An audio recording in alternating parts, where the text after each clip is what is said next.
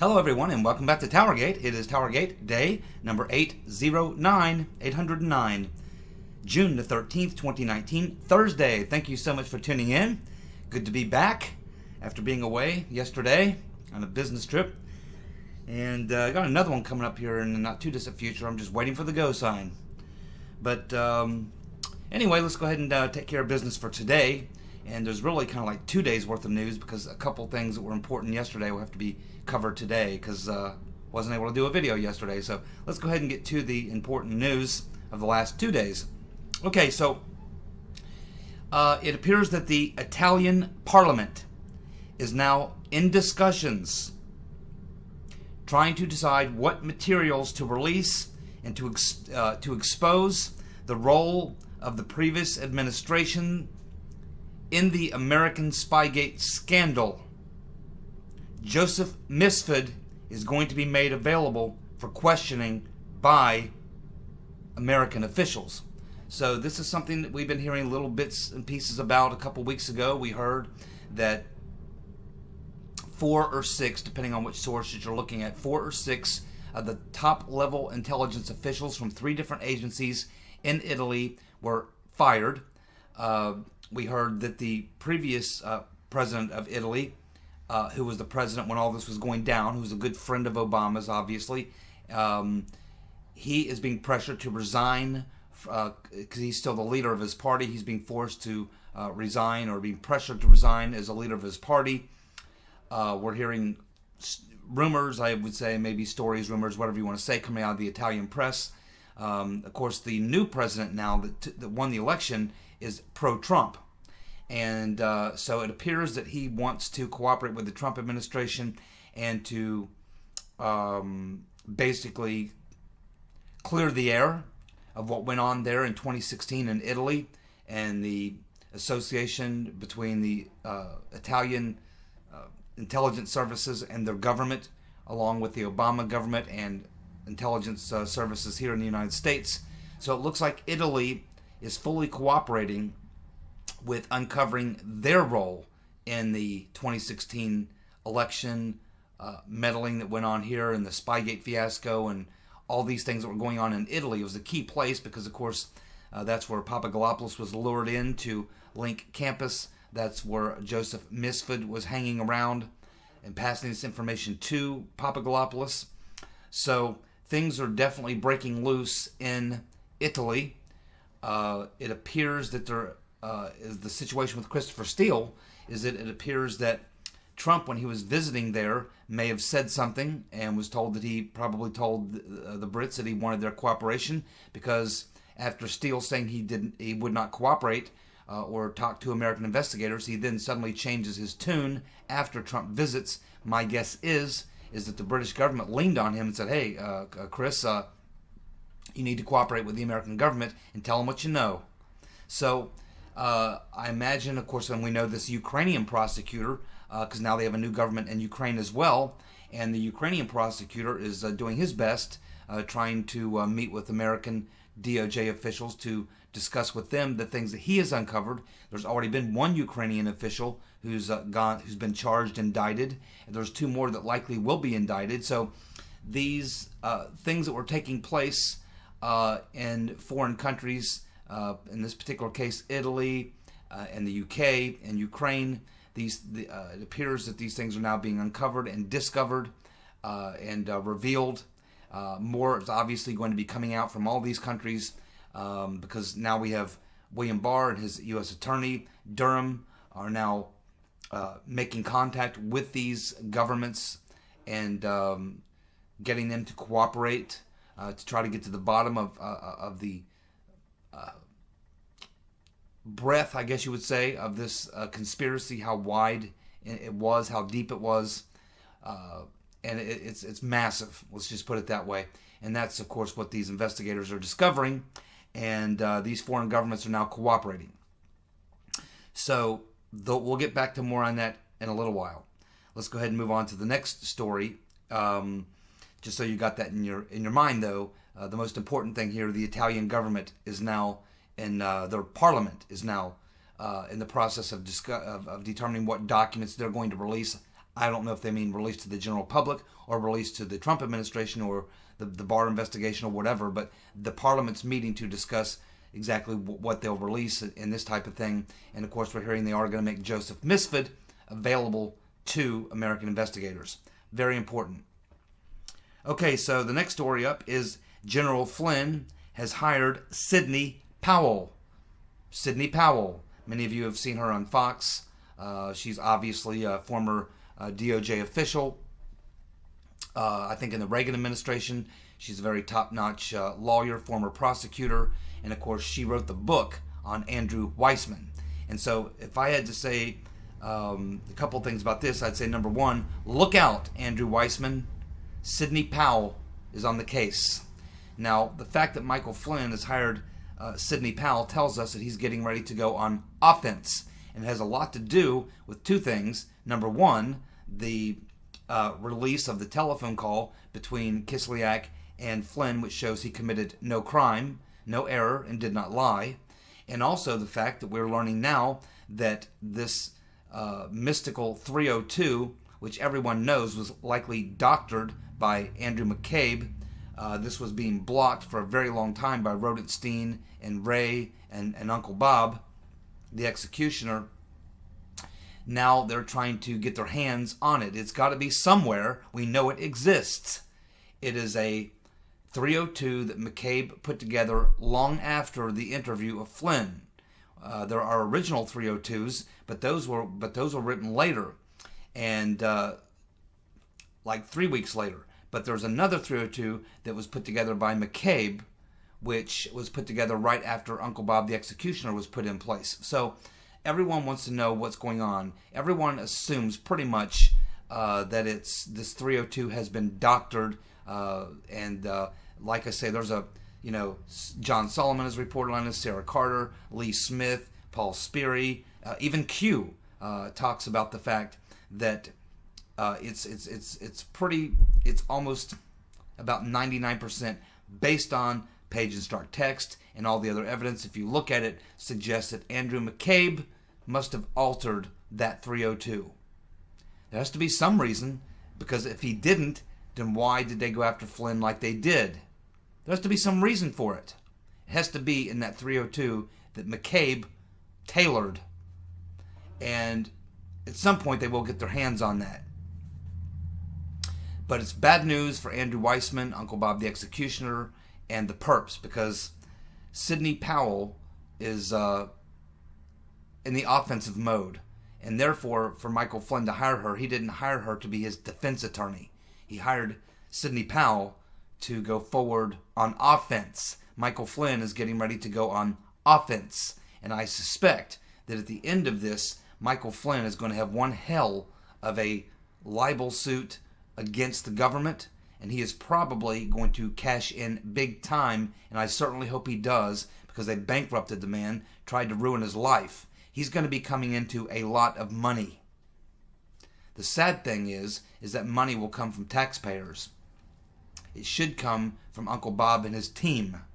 It should come from Comey. It should come from McCabe.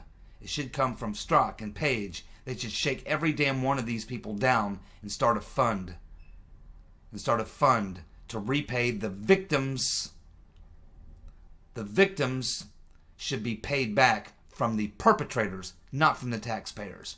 And that's exactly what I would do if it was legal. I don't know how you could legally do that, but I imagine, I guess you could. I guess in the prosecution phase, you could probably come up with some penalty. But lawyers are going to get all their damn money. Lawyers are going to get all their damn money. There won't be any left. So when the people who were wronged go to find restitution, it'll come from the taxpayers. They do deserve to be compensated for what was done to them, but the money should come from the criminal conspirators, not from the taxpayers. But that is how our system works. But I can tell you right now, General Flynn has decided to go on offense. Sidney Powell. Well done.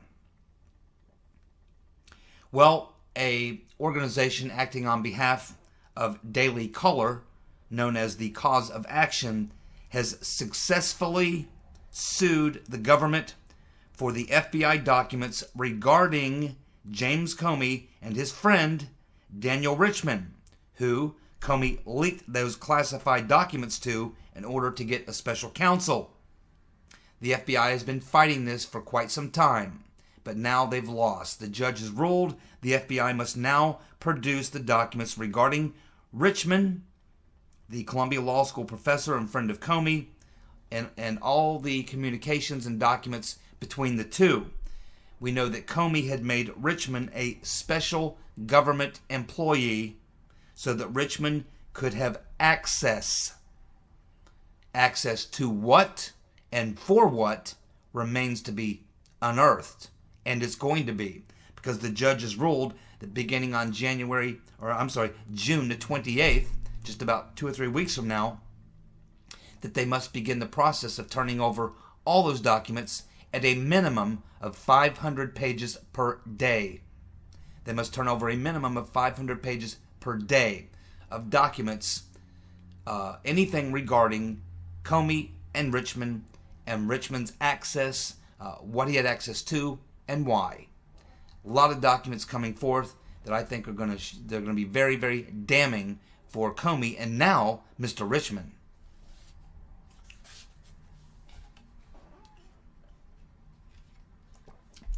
Devin Nunes torched 2 FBI officials that worked under Mueller today. The bug-eyed fool Adam Schiff brought them in to try to get them to make, Mueller's case. Unfortunately, it didn't turn out very well. It kind of looked a lot like the John Dean thing. Kind of looked a lot like the Michael Cohen thing. The whole thing got turned around. It started with Devin Nunes' opening statement.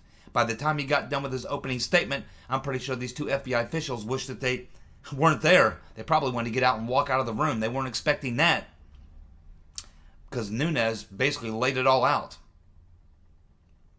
So the tables were turned on these 2 FBI hacks after Nunes' opening statement. Nunes asked the 2 FBI officials many questions. One of the things, though, the one that left him speechless, was when he said to them, he asked these 2 FBI officials if it is normal to have an FBI informant, Christopher Steele, who was paid by the FBI to investigate Trump's campaign while simultaneously being paid by the Clinton campaign to investigate Trump, then to go out and leak all of this so-called intelligence to the press. This left these FBI officials completely speechless. There was also another part of it which I particularly enjoyed, where Nunes pointed out that Confusion GPS, hired by the Clinton campaign, also working with the U.S. State Department, and likely with the FBI, certainly deep CIA ties, was at the same time that they were involved in all that, they were working for the Russians to run smear campaigns against anyone who was supporting the Magnitsky Act. They were hired to dig up dirt on Bill Browder. So here's Confusion GPS simultaneously working for the Russians to put out smear campaigns against people who were going after the Russians. At the same time, they're putting together a smear campaign against Trump, blaming the Russians. That tells you what a lowball outfit that Confusion GPS is. And of course, the response from these FBI officials, they just simply could not explain it reasonably. They were very, very sorry that they showed up for those hearings. I'm thinking that at this point, Nadler and Schiff, they're going to have a tough time getting any of these officials to show up. And I can assure you that after Uncle Bob, the drive-by executioner, saw what those 2 FBI agents got hit with today in the House Intelligence Committee, and if they saw what happened to John Dean over in the House Judicial Committee, I'm pretty sure, and of course they don't want any part of the Senate Judiciary Committee, where it's headed by Lindsey Graham. I can assure you that Uncle Bob and Weissman and his folks don't want any part of any of these congressional hearings, because every single one of them gets turned on their head. And what ends up happening is, instead of these people being able to produce anything that would make the case for Mueller's dossier, what ends up happening is Republicans on these committees end up shredding these witnesses over the Spygate fiasco and the criminal acts carried out by the FBI and the various intelligence agencies, the State Department, and all the rest. So I think that it's going to be tougher and tougher for Schiff and for Nadler to find people to come and sit there and get grilled by these Republicans who are turning the tables on them and making them look mighty stupid. Well done, Devin Nunes. Well, it looks like another big fish has been hooked in the Spygate conspiracy. Several big fish. It looks like another State Department official. This one's one we talk about from time to time. We've certainly heard of before, and we know the history because I've covered it very well. So thanks to Tom Fitton and Judicial Watch, we now know that the Assistant Secretary of State, Victoria F. the EU Nuland, and Jonathan Weiner, who is the envoy to Libya for the State Department, were coordinating with House Whip Democrat Steny Hoyer's National Security Advisor, Daniel Silverberg. They were working together on the Russia dossier materials provided by Christopher Steele. Now, many months, in fact more than a year ago, when we first discovered Steele's connection to the U.S. State Department, we found out that it had a lot to do with the fact that he was involved in this FIFA soccer thing. But that allowed him to make certain relationships with Jonathan Weiner, other people in the State Department, where he earned a certain amount of credibility. So he began writing reports, over 100 reports, on the Ukrainian situation for the UN, for Nuland, essentially. So Christopher Steele was writing all these reports that were going to Victoria Nuland about Ukraine. And so he had built up a certain amount of, I guess you'd say, credibility. So obviously, this is why Jonathan Weiner felt comfortable taking the Steele material and passing it along to Nuland. Now, up until now, Nuland has given us the impression that she looked at it and said, oh, well, this is not our business. This is something for the FBI. Forward this on to whoever. And then apparently it made its way to various State Department officials, passing through the hands of John Kerry, who eventually put it into the hands of the FBI. So Nuland had made it sound like that she washed her hands of it very quickly, didn't want much to do with it. But now it turns out that's not the case. It turns out now that Victoria Nuland did continue focusing on the dossier, and it appears that this that they were working with Steny Hoyer's National Security Advisor, Daniel Silverberg. Now, Hoyer is the whip. He is the Democrat whip. He is right below Nancy Pelosi. Now, in two videos ago, I said that it's nearly impossible for me to believe that a bunch of high-level Democrats in the Congress did not know about all that was going on in 2016 with the dossier and the frame-up and all the other things, and possibly the Obama spying program, Operation Hammer, and all these other things. And I said that when we get to the bottom of this, we're going to find that not only are we going to have a bunch of corrupt FBI, DOJ, State Department officials, intelligence agencies, and all the rest, but we're probably going to find there was a lot of Democrats in Congress and some of their aides who are going to be caught up in this because of what they knew. So if Steny Hoyer, the number 2 man in the Democrat Congress, in the House, was involved this deeply in everything that was going on, then certainly Nancy Pelosi had to know about it as well. Hoyer wasn't keeping this from Nancy Pelosi, I can assure you of that. So that means that Nancy Pelosi knows everything that was going on. Nancy Pelosi knows about the dossier. Nancy Pelosi knows about the frame-up. She knows about the coup. She probably knows about the Obama spying program, Operation Hammer. She probably knows it all. Now we know why she and other Democrats in Congress are acting so crazy. Many of them are probably implicated. Adam the Bug-Eyed Fool Schiff, for sure. Mark Warner, absolutely, positively. Because we know he was trying to create a back channel with Christopher Steele using Mr. Waldman, and trying to do that by somehow exchanging a favor to Deripaska to help him get entry into the country in exchange for getting some information from Steele. We're working all sorts of little secretive games behind the scenes. Lots of high-level Democratic members of Congress are going to be caught up in this too, and not just in the United States. Politicians in Ukraine, politicians in the UK, politicians in Italy, and other places, I'm sure. Australia, politicians in Australia, one of them named Mr. Downer. Alexander Downer is a liar. He's lying. He's changed his story about a half a dozen times.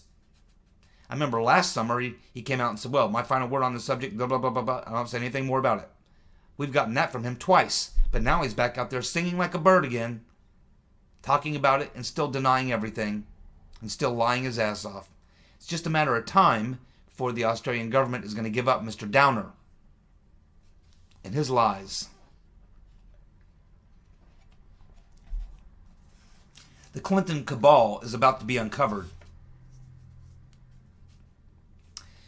Trump sent out a very interesting tweet that I think tells us exactly where this is going, and he knows this is where it's going.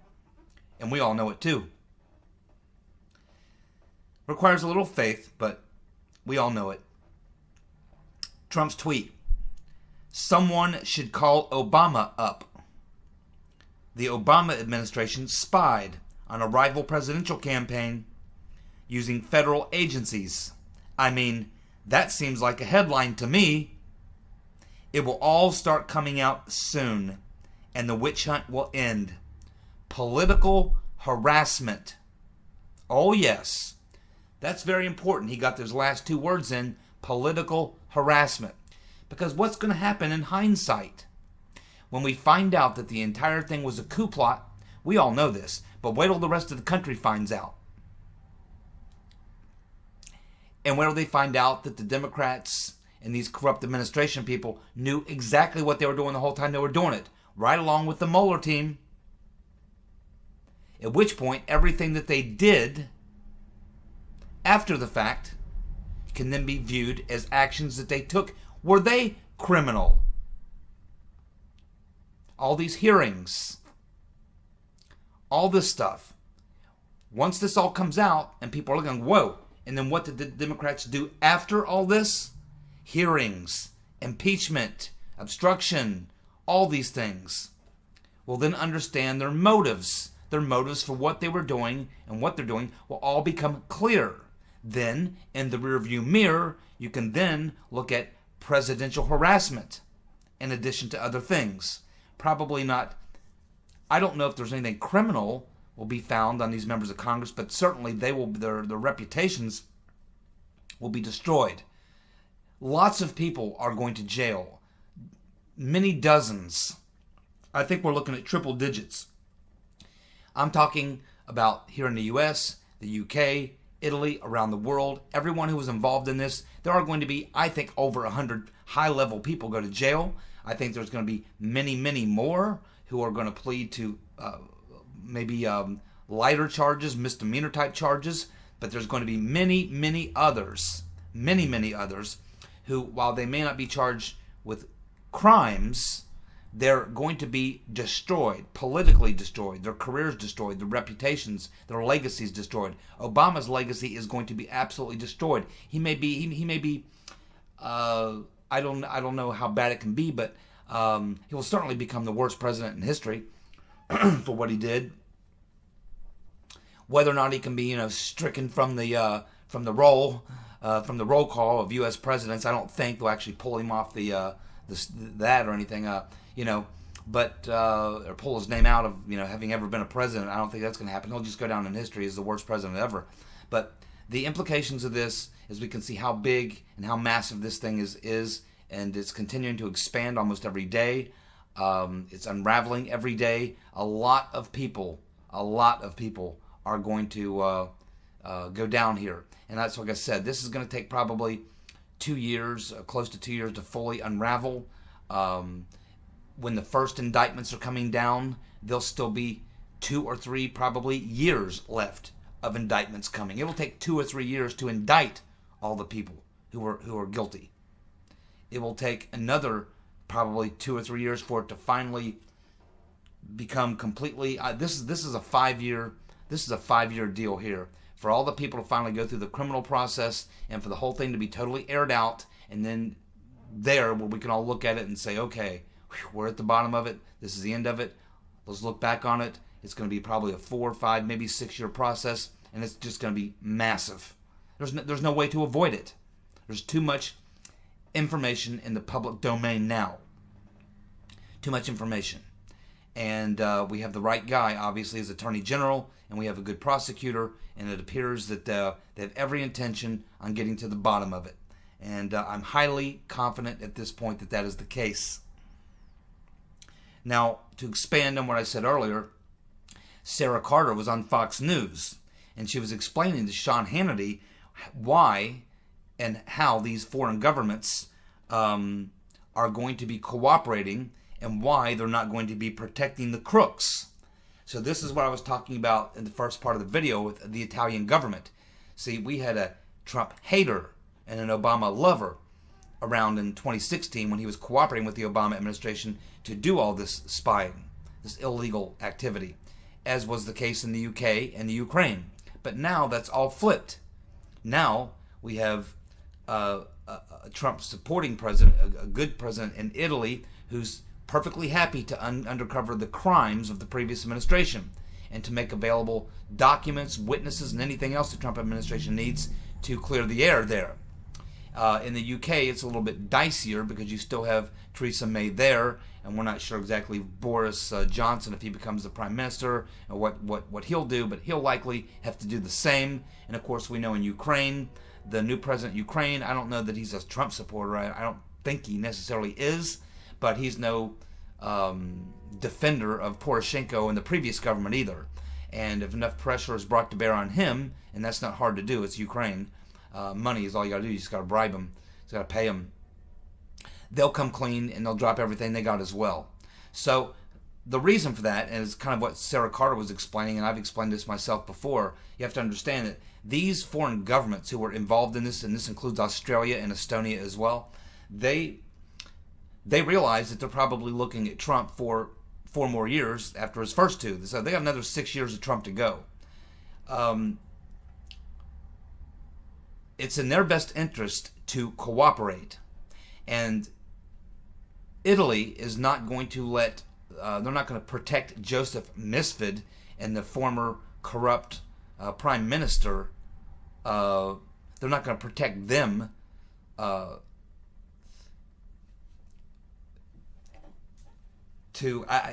they can't protect them because it hurts Italy. Italy is much more concerned about their future in the next 6 years with Trump than they are the past with Misfit and the crooked former prime minister and his intelligence agency officials. They're more worried about the future. And Misfit and these intelligence officials and other corrupt officials in Italy who may have been involved in this are nowhere near as important to the current government of Italy as the future that they have to deal with Trump in the future. That's much more important to them than Misfit and corrupt intelligence officials from the previous government. The same is going to be true in Ukraine and the UK. In the UK, it's Christopher Steele and maybe a few other high-level, maybe Mr. Hannigan and maybe a few other people. Now, the British government doesn't particularly want to be embarrassed, but they have 6 more years to deal with Trump, and they really need him as a friend to be on their side. So they're not going to protect Christopher Steele or Mr. Hannigan or a few other corrupt high-level officials in the UK. They're not going to protect them at the risk of losing the support of the Trump administration for the next 6 years. The next 6 years of having Trump on their side is much more important to the UK or to Great Britain than Christopher Steele and a couple corrupt intelligence officials, former or current. So this is why these governments are going to cooperate, because the people who were involved are from the previous administrations, or they're just British citizens or Ukrainian citizens or Italian citizens who they're not worth the government protecting. They have nothing to offer the government. They're a problem for these governments right now, and a problem that these governments want to alleviate themselves from. So that's why these governments are going to cooperate with the Trump administration, because it's in their best interest to do so. Sarah Carter is absolutely correct. Now we have the rotten Reverend Clinton at Wellesley College telling the attendees there, or suggesting to the attendees there, that Trump follows the classic pattern of a fascist takeover. The Trump administration follows the classic pattern of a fascist takeover. She's terrified. She is absolutely terrified to go that far into Insanityville.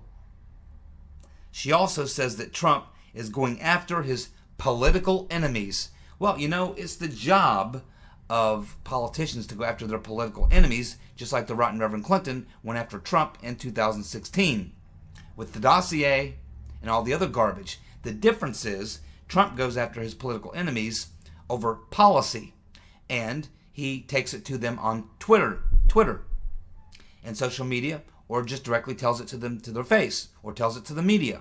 Trump does it straight up in your face, legally. What the rotten Reverend Clinton did in going after her political enemy was she put together an illegal coup plot. So the rotten Reverend Clinton is obviously insane and batshit crazy, and she's obviously terrified of what's coming. She knows what's coming. She is going to be indicted, by the way, for mishandling classified information. When that happens, I don't know. Now, she has every intention of running for president. And the rotten Reverend Clinton is so arrogant that even if she gets indicted, she'll probably still run. And the Hillary sycophants, they will likely still support her even if she is under criminal indictment. I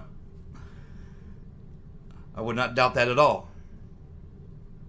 So it's being reported by multiple media sources that John Durham has massively bulked up his investigative team of prosecutors and investigators, and that AG Barr has made available large office space for the expanded investigation.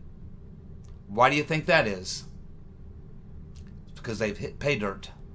It's because they found some things that lead them to believe serious crimes were committed. So now they need more prosecutors, more investigators, more office space. It is on, my friends. It is on. And day after day, as they continue getting deeper and deeper into the investigation, as more facts continue to come out that incriminate the criminal conspirators, they are going to get crazier and crazier and crazier. I don't blame them. They're in deep shit. Finally, Joe Biden has a new campaign slogan, and it appears it is going to be "Make America America Again." Oh, that's not very good because it sounds too much like "Make America Great Again," so it doesn't sound very original. Of course, it's not original because Biden plagiarized it like he plagiarizes everything else. And you know who he plagiarized it from? The creepy porn lawyer, Michael Avenatti. And Michael Avenatti's actually endorsing Biden, but he's not happy that Biden is using his slogan, because this is one that Avenatti himself came up with. Make America America Again. And now that's what Joe Biden is using. So now he's plagiarizing Michael Avenatti. My friends, when you're plagiarizing Michael Avenatti, the creepy porn lawyer, you know you're in deep shit. Thanks so much for tuning in.